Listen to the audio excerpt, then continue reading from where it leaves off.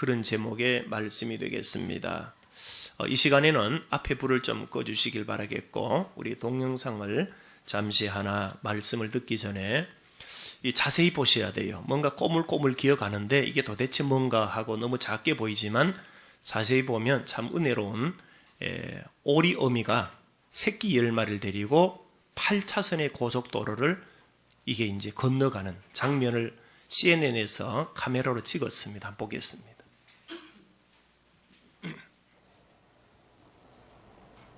소리 좀 내주세요.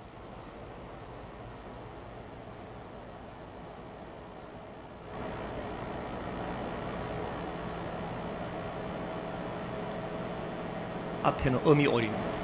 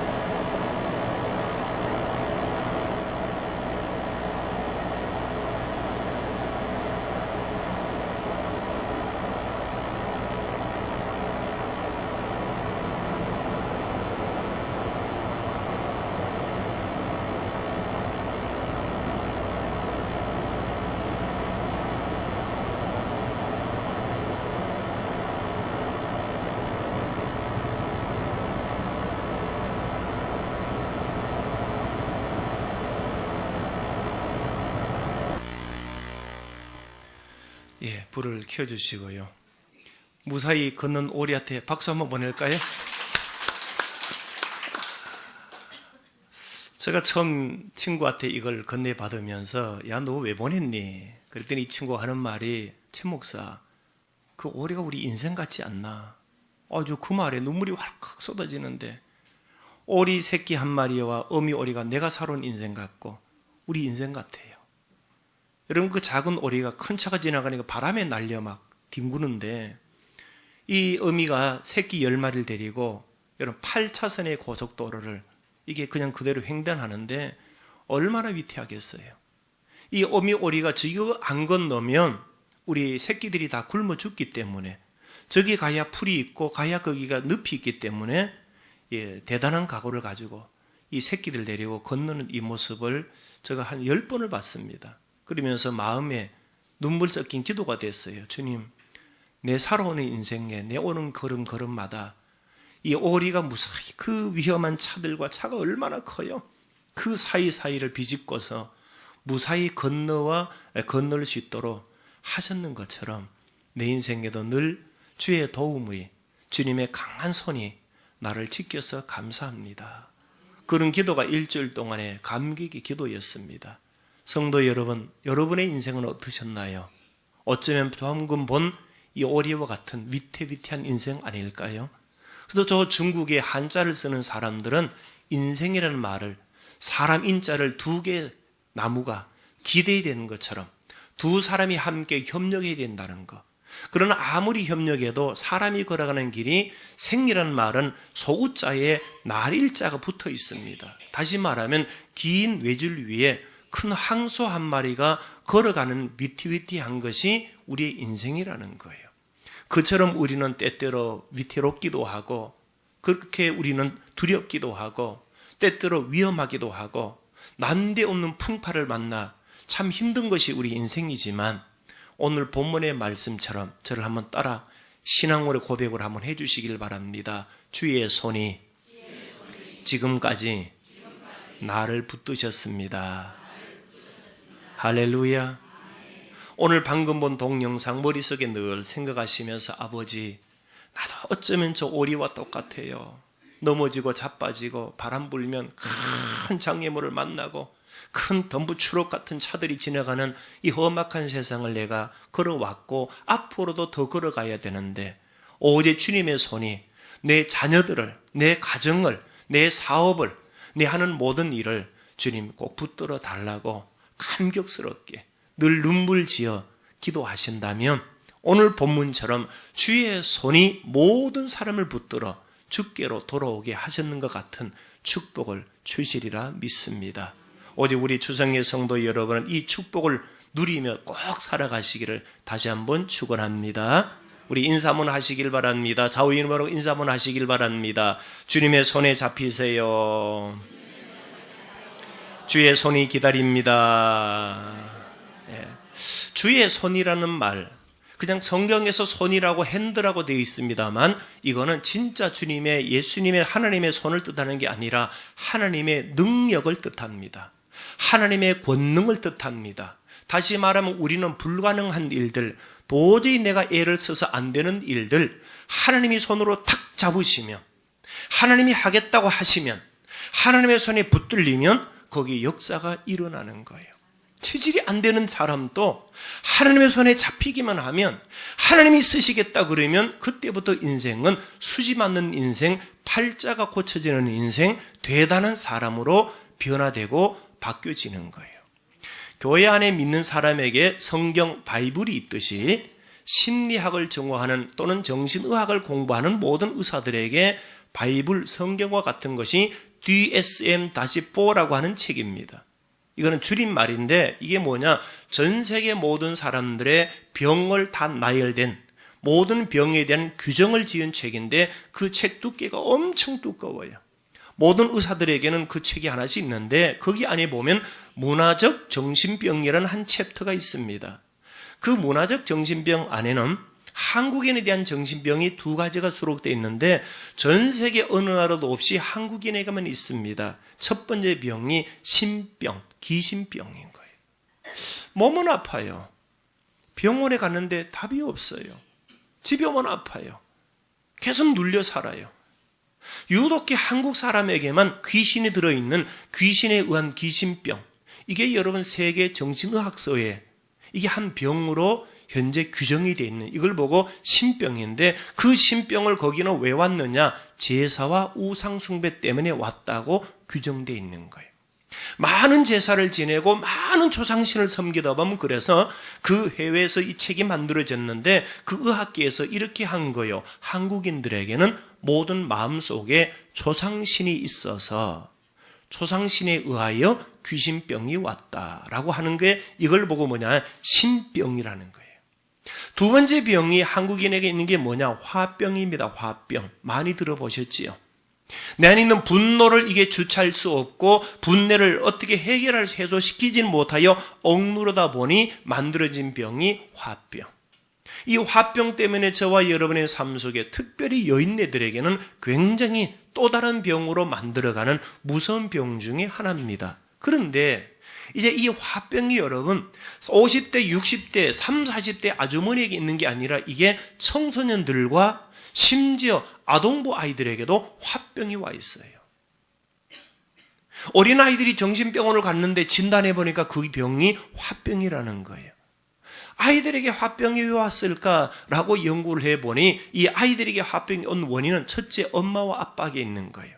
엄마 아빠가 아이를 향한 기준이 너무 높아. 얘야, 공부를 잘해야 성공하는 거야. 이 대학을 들어가야 너는 잘 되는 거야. 너는 착하게 살아야 되는 거야. 라고는 부모님의 기준치에 이 아이가 도달을 못해요. 아무리 자가먹기가 몸부림쳐도 도무지 엄마가 원하고 아빠가 원하는 그 수준까지는 도저히 올라갈 길이 없어. 그때 이 아이에게 남는 게 뭐냐? 분노입니다. 화. 자기 자신에게 화가 나요. 근데 이 화를 풀어야 되는데 어떤 부모도 자녀의 분을 풀어주질 못해요. 그래서 여러분 에베소서 6장에도 부모에게 주님이 부탁합니다. 절대 자녀를 노엽게 하지 말라. 거기서 노염이라는 게 뭐냐? 이게 화고 분노라는 거예요. 그러므로 웬만한 부모님들이 저와 여러분 그렇지는 않을 거예요. 자녀들의 마음을 이해하고 사랑해 주시고 챙겨 주시고 도와주면 다 풀어지는데 많은 가정의 부모님들은 아이들을 이해하거나 사랑으로 해나가기보다가 그렇지를 못하여 굉장히 많은 아이들이 어려움을 당합니다.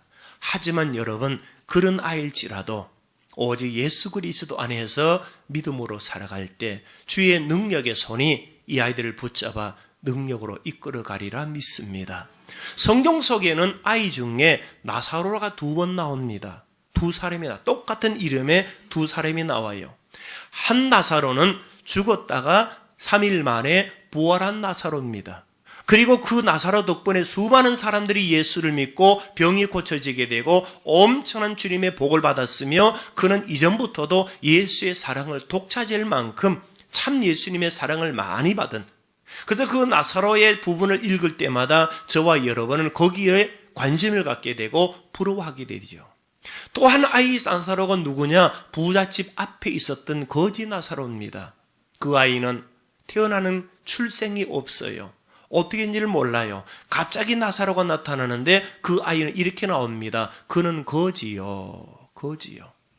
결국은 거지로 살아가다가 몸에 헌대가 돋고 흔히 말하는 피부암이지요. 온몸이 고름으로 살아가다가 고민 끙끙 앓다가 결국은 큰 은혜와 복도 받지 못하고 이 아이는 죽어버립니다. 그래서 많은 분들이 나사로 그러면 뒤에 말했던 거지 나사로는 별로 생각하고 싶질 않아요. 나사로 그러면 앞에 있었던 죽었다가 살아난 부활한 이 나사로를 많이 생각합니다. 왜 그럴까요? 그 나사로는 복을 받았고 살아났고 병이 고쳐졌고 잘 됐기 때문에. 하지만 뒤에 있는 나사로는 어떻습니까? 거지로 살다가 가난하게 살다가 병들어 죽어버렸습니다.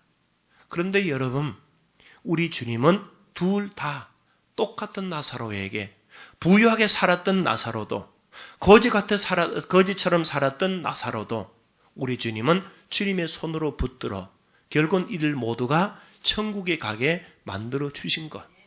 그러므로 저와 여러분에는 이런 생각을 하셔야 됩니다. 비록 저와 여러분이 뒤에 있었던 거지로 살았던 나사로처럼 내 인생이 세상의 기준으로 보는 복이 없다 할지라도 주님이 나를 붙들어 주시면, 주님의 손이 나와 함께 하시면 나는 천국에 갈 수 있을 뿐만 아니라 이 땅의 삶이 복되다는 것을. 여러분, 뒤에 나왔던 그 거지 나사로 성경 어디를 찾아봐도 그는 우울증에 빠져서 자살했다든지, 그는 자기 인생이 너무도 가난해서 비관했다든지, 그는 자기 인생이 너무 비극적인 것 때문에 슬픈 적이 없습니다. 그는 그 자체로 그냥 그렇게 받아들이다 이제는 아버지 나라에 갑니다. 거지였고 병들었던 나사로가 어떻게 그런 인생을 살 수 있었을까요? 바로 주님의 손이 그 아이를 붙들어 주셨기 때문입니다. 다시 말씀을 드립니다. 우리 주님의 손이 여러분과 함께 하기를 축복합니다. 오늘 본문을 한번 보시길 바랍니다. 주의 손이 그들과 함께 하심에 수많은 사람들이 믿고 주께 돌아오더라. 아멘. 주의 손이 그들과 함께 하심에 수많은 사람들이 행복해졌고 수많은 사람들이 복을 받았고 수많은 사람이 구원을 받았다는 거예요. 그러므로 우리에게 가장 중요한 것은 내 인생이 주님의 손에 의해 어떤 경우에도 구원받고 사랑받고 주와 함께 복되게 살아가는 그것이 우리에게 그렇게 중요하고 귀하다는 것을 꼭 기억을 하시고, 그러나 여러분, 우리가 할 수만 있으면 반드시 주님의 손이 우리를 도우시면 거지 나사로처럼 가난하게 병들게 살다가 죽기보다가 우리 하나님은 저와 여러분에게 원하는 것은 더 풍성함과 더 귀한 것과 하나님의 큰 축복을 주시기를 원한다는 것을 꼭 기억을 하시며 믿음으로 살아가기를 축원합니다. 좌우에 있는 분하고 인사 한번 하시길 바랍니다. 하나님의 복을 누리세요. 하나님의 복을 누리세요. 그러면 주님의 손에 의해서 복받은 사람들을 한번 지금부터 잠시 보도록 하겠습니다. 구약 성경에 가면 야곱이라는 분이 있습니다. 이분은 정말로 그가 가지고 있는 건 아무것도 없지만 오로지 하나님의 그 손에 의해서, 하나님의 능력에 의해서 무한한 복을 받았고 성공한 유일한 케이스입니다. 그가 집을 나설 때 형으로부터 쫓겨서 나갑니다. 야, 여러분, 참 어떻게 하다 보니 형한테 쫓겨서 집을 나가야 되겠습니까? 그 자체가 얼마나 비참하겠습니까? 하지만 야곱은 어쩔 수 없이 너무 무서운 형님 때문에 집에서 같이 살다가 죽을까 봐 집을 가출하는데, 창세기 32장에 보면 그가 집을 나올 때 이렇게 기록되어 있습니다. 내가 집을 나올 때 지팡이 하나밖에 없더니 지금은 가축이 2떼나 되었더라. 한 떼가 1000마리입니다. 2떼면은요, 여러분, 소가 2000마리면 도대체 돈이 얼마나 될까요? 한 마리당 100만 원씩 되더라도 갑자기 계산이 안 되네요. 여러분, 불면고 집을 나설 때 그는 지팡이 하나, 아무것도 없는 정말로 거지 중에 산거지고 알거지였던 것이 누구냐? 야곱.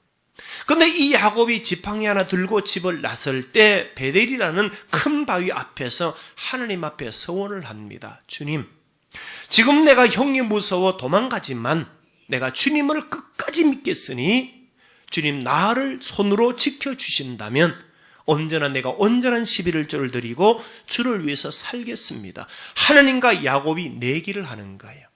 그때 하나님이 야곱의 기도를 들고 그래 좋다. 내 니하고 내기할게.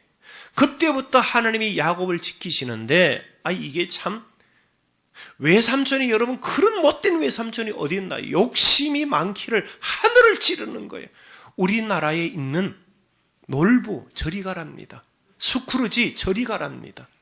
세상에 자기 조카 같은 야곱이 홀로 단신으로 왔는 그 아이에게 좀 더 재물이 가고 양이 더 갈까 봐 부들부들 떨고서 이 외삼촌 라반만 욕심 많은 줄 알았더니 그 아들들은 욕심이 더 많아요. 없는 말을 지어내어서 결국은 20년 만에 야곱이 더 이상 그 집에 살 수 없어서 또다시 쫓겨나가요. 그러니까 야곱의 인생은 도망가는 인생이고 쫓겨나는 인생인 거예요. 나갈 때는 지팡이 하나 들고 나갔고 외삼촌 집에 갔을 때는 욕심 많은 집에 살았고 아무것도 그는 이룰 수 없는 근데 여러분 놀라운 것은 20년 만에 이 야곱에게는 무려 2,000마리의 짐승떼를 하나님이 만들어 주시고 그에게는 12자녀를 주시고 4명의 부인까지도 하나님이 허락하시더라는 거예요. 그러면 돌아올 때는 또 잘 돌아왔느냐? 아닙니다. 외삼촌 라반이 도망가는 이 야곱을 추격을 오는 거예요. 잡히기만 해봐라 내가.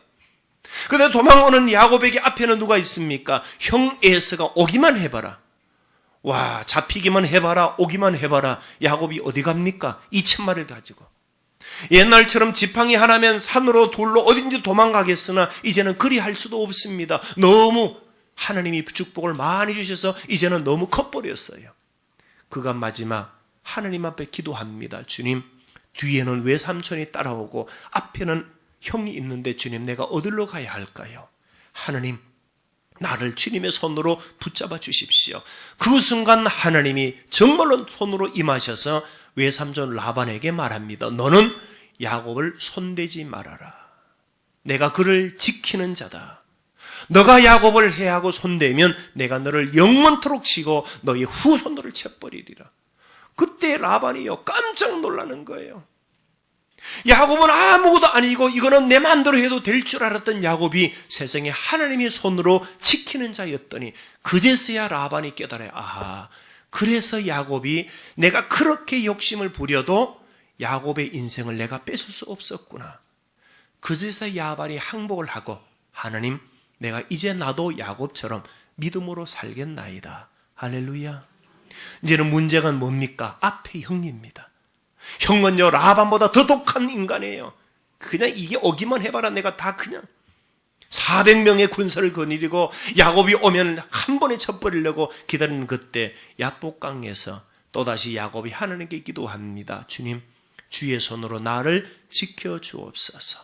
밤새도록 기도하고 다 먼저 보낸 다음 홀로 강물을 건너 형 에서에게 갔더니 여러분, 형이 칼을 빼들고 이 인간아, 이놈아, 이 짜스가 라고 할 줄 알았는데 야곱을 보고 덥석 껴안고 사랑하는 나의 동생아, 한번 따라 합시다. 고생 많았지?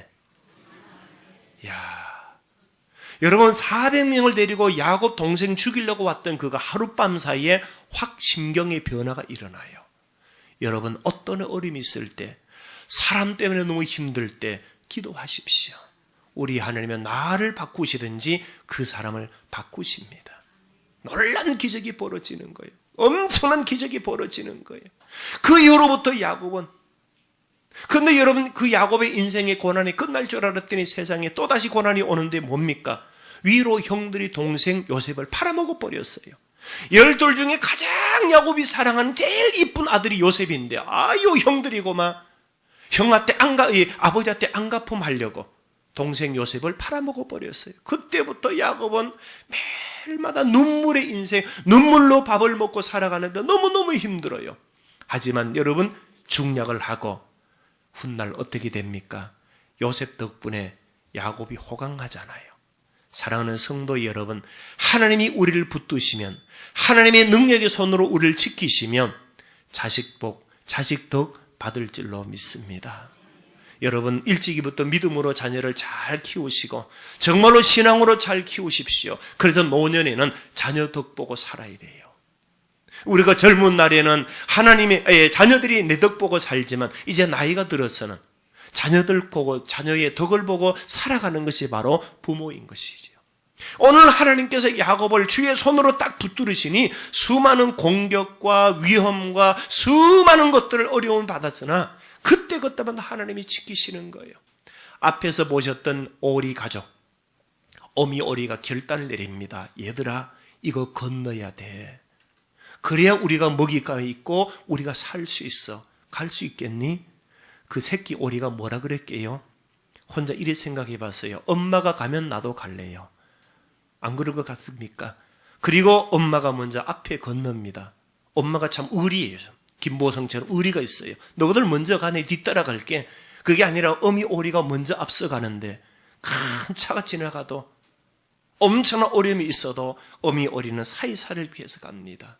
사랑하는 성도 여러분, 그 예수님, 그 하나님, 주님의 손이 바로 우리를 그렇게 지키시고 주의 손이 우리와 함께 하는 줄로 믿습니다.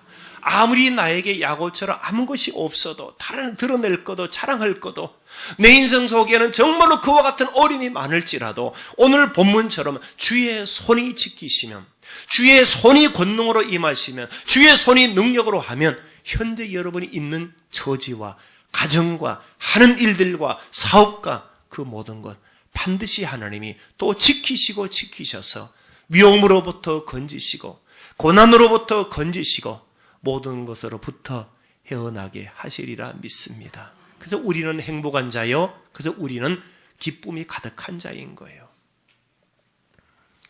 연세대학의 초대 총장이 백낙준 박사입니다.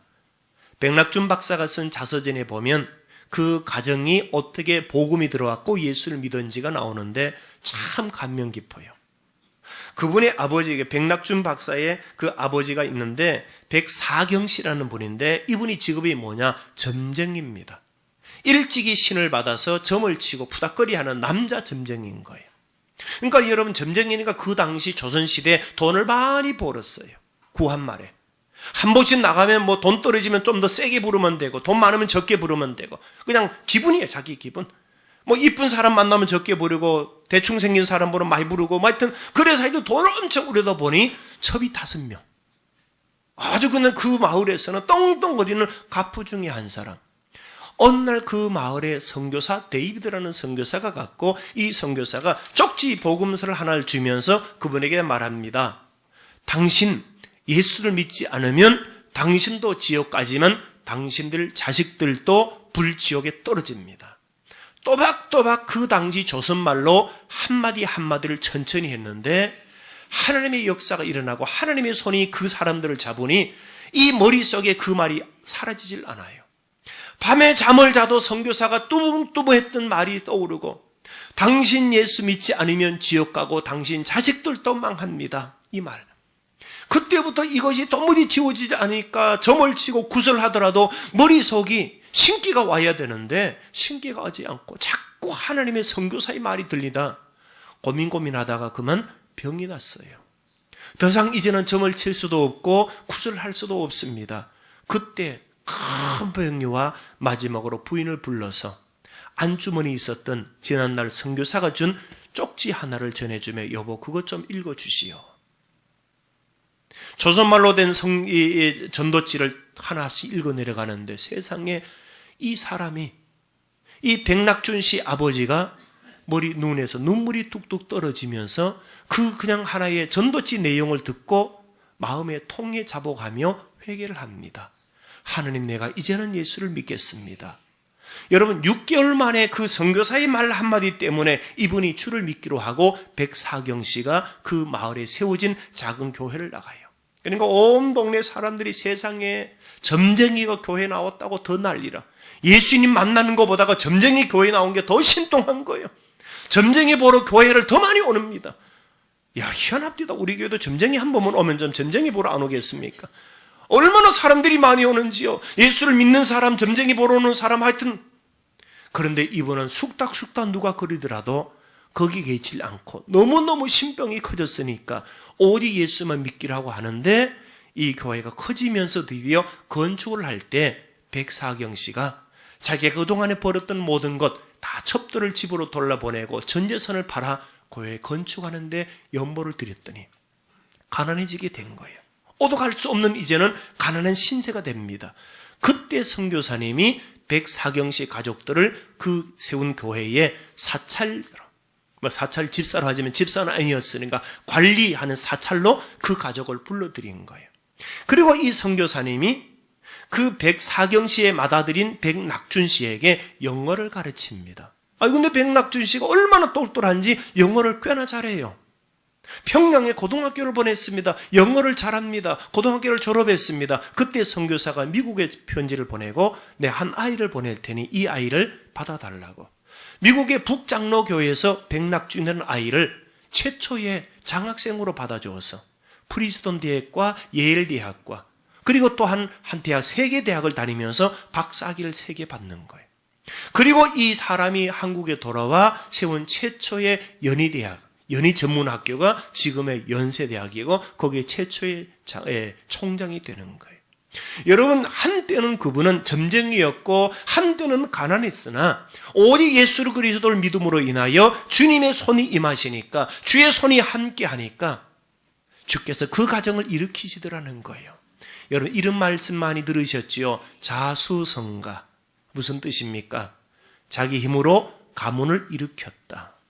근데 여러분, 얼마나 멋진지를 몰라요. 하지만 자기 힘으로 자기 대의 가문을 일으켰더니 우리 옛말 아시지요? 부자 3대 없다고. 자수성가는 좋은데 내가 자수성가에 이르러오면 내 자식들이 그걸 몰라요. 그래서 우리나라에는 부자 3대가 잘 없답니다. 여러분, 우리 믿는 자에게는 자수성가가 되면 안 됩니다. 이렇게 되셔야 됩니다. 신수성가. 무슨 뜻입니까? 하나님의 손으로 우리 가문이 일어서야 신명기 약속처럼 1000대까지 복이 이어질 줄로 믿습니다. 1000대까지. 백낙준 씨의 가문이 전제 그런 거예요. 그 후손들이 얼마나 잘 된지를 몰라요. 정말로 우리는 자수성가, 내 힘으로 이를 악물고 일어서도 어느 정도 일어서지만 이는 나는 좋은지를 몰라도 내 후손들이 길이 막힐 때가 많아요. 그러나 내가 먼저 예수 잘 믿어서 오직 내가 은혜 속에서 믿음으로 살아 주의 손이 나를 붙들어 신수성가가 될 때 이 가문은 어느 누구도 흔들질 못합니다. 외삼촌이 야곱을 흔들려고 해도, 형이 동생을 죽이려고 해도, 수많은 사람들이 해도, 심지어 아들들이 가장 사랑하는 요셉을 팔아먹어 버려도 하나님은 야곱을 붙드듯이 요셉을 주님의 손으로 붙드셔서 그를 세우니 세상에 팔려갔던 요셉이 바로 즉 애굽 땅의 국무총리가 되는데 왕보다 더 높아요. 여러분, 집 나가서 가출했고 잃어버린 아들이 어느 날 한 나라의 국무총리로 나타 아버지를 모시고 온다면 성경에 수많은 사람들이 있으나 성경 속에서 자식 덕 보고 살아가는 중에 유일한 행복한 사람이 야곱입니다. 우리 주성의 성도 여러분, 훌륭한 믿음으로 사셔서 자손 만대까지 이루어 꼭 여러분 자녀 복 받고 자식 덕 보며 살아가기를 축복합니다. 저는 목회를 하기에 앞서서 주님의 손에 대한 참 귀한 은혜를 정말로 체험한 목사 중에 한 사람입니다. 오늘에서 고백합니다만 저는 사실 저희 어머니에 대한 트루마가 굉장히 강한 남자 중에 한 사람입니다. 그 중에 하나가 엄마가 죽을까 봐. 이런 공포가 팍 밀려올 때는 거의 한 달 동안 저는 아무것도 잠을 못 자요. 엄마가 어떻게 될까 봐. 다른 가족에 대한 것은 염려가 없는데 유독히 엄마와 관련된 트루마가 나에게는 심각했었어요. 학교 가도 어떨 때는 아무에게도 말하지 않았습니다만 조퇴하고 왔어요. 혹시 엄마가 무슨 일이 생겼을까 봐. 와보면 멀쩡하시고, 야, 너 왜 왔는데? 차마 엄마 죽을까 봐 왔다 이 말 못하고, 배가 아파서 왔다, 허리 아파서 왔다, 뭐 이런저런 핑계대고. 유독히 어머니에 대한 트루마가 나에게는 굉장히 강해서 참 이것이 완전히 치료되기 전까지는 저에게는 상당히 내 인생 누구도 말할 수 없는 한 일부분이 되어서 심한 심적 병 중에 하나, 남성 우울증이 여성 우울증보다 심하다는 것을 저는 한 달 정도 뼈저리게 경험해 본 적이 있었어요. 제가 심리학을 전공하고 상담을 전공하고 내적 치유를 전공하면서 드디어 그 문제가 무엇인지를 푸는 방법과 해결하는 방법을 제가 배우고서 그걸 놓고 기도했더니 제가 이렇게 기도했습니다. 하나님, 제가 사나이 대장부가 되어서 지금까지도 어머니가 저렇게 잘 살고 계시는데 왜 어머니에 대한 트루마가 이렇게 강할까요? 그리고 누구든지 내 어머니에 대해서 안 좋은 말을 하면 저는 가히 미쳐버릴 정도가 되고, 심지어 우리 내자더 집사람 사모도 우리 엄마에 대해서 안 좋은 얘기를 할 때는 제가 못 참을 정도로, 그 정도는 그냥 넘어갈 만한 일인데 저는 그게 안 됐었어요. 다른 거는 다 참는데 엄마와 관련된 그런 일은 거의 제가 거의 미친 사람처럼 그렇게 될 때가 많더라는 거지요.